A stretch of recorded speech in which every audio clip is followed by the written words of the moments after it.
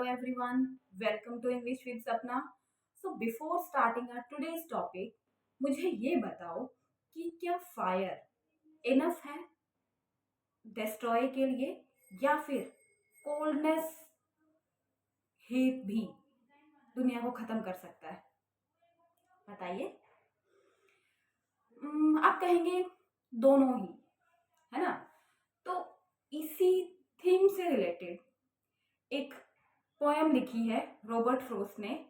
9 lines की poem है उसकी, और उसने इस 9 लाइन्स की पोएम में वो बात कही है जो आज के टाइम में भी 100% ट्रू है। तो चलिए इसी के साथ पढ़ते हैं रॉबर्ट फ्रोस्ट की एक बहुत ही अच्छी पोएम, 10th क्लास की फर्स्ट राइट की second poem, fire and ice. So this poem also have 2 stanza and also written by Robert Frost. So we will discuss one by one, right? So let's start from first stanza. तो first stanza हमारा क्या कहता है? Some says the world will end in fire, some says in ice. From what I have tasted of desire, I hold with those who favor fire. तो explain करती हूँ मैं इसको, लाइन बाय लाइन एक्सप्लेनेशन। इसमें देखो poet क्या कहता है।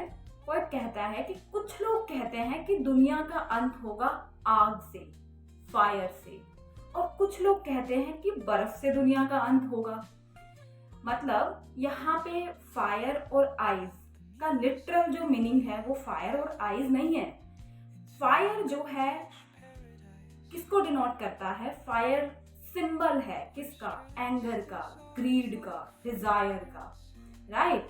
और आइस यहाँ पे सिंबल है हेट का, सेल्फिश बिहेवियर का, कोल्डनेस का, जो कि है सभी में है आजकल। इतना फाइट हो रहा है, टॉक्सिक बिहेवियर लोगों का, ये यही तो है। तो पोएट रॉबर्ट फ्रोस्ट हमसे ये कहना चाह रहा है, कुछ लोग कहते हैं कि दुनिया का अंत होगा एंगर से, ग्रीड से, डिजायर से, और कुछ लोग कहते हैं कि दुनिया इसी हेट में, कोल्डनेस में, सेल्फिश बिहेवियर में ही मर जाएगी, डेड हो जाएगी। From what I have tested of desire. अब रॉबर्ट फ्रोस्ट यहाँ पे कहते हैं कि मैंने ना एक्सपीरियंस किया है डिजायर को, लोगों की लालच को, जिससे मुझे ये पता चलता है कि I hold with those who favour fire, जिससे मुझे ये पता चलता है कि फायर इनफ है दुनिया का अंत होने के लिए, सफिशिएंट है, फायर से ही दुनिया का अंत हो जाएगा।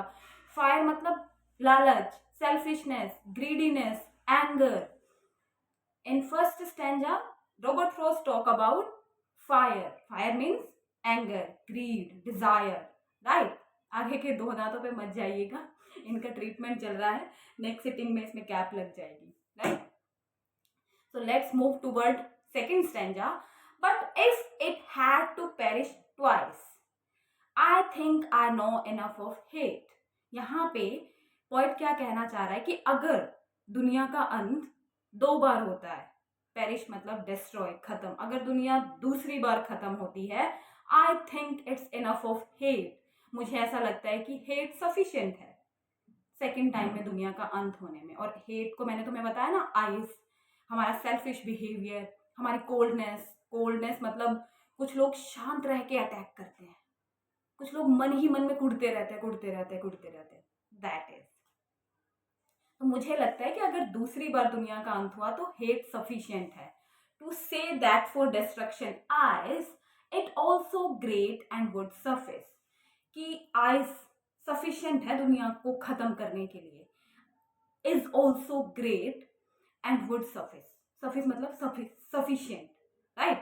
तो मीन्स वो ऑल ओवर क्या कहना चाह रहा है पोएट हमसे? ये कह रहा है पोएट कि दुनिया का अंत ह्यूमंस की नेगेटिविटी से होगा, और ह्यूमंस की नेगेटिविटी चाहे वो हेट हो, चाहे वो डिजायर हो, चाहे वो सेल्फिशनेस हो, यानी चाहे वो फायर हो, चाहे वो आइस हो, यही है, राइट? तो दैट्स इट फॉर टुडे। अगर वीडियो अच्छी लगी हो तो लाइक, शेयर, सब्सक्राइब कीजिएगा कमेंट करना मत भूलिएगा। और आप अब मुझे कमेंट में बताइए कि आपको क्या लगता है कि फायर इनफ है या आइस इनफ है। थैंक्स।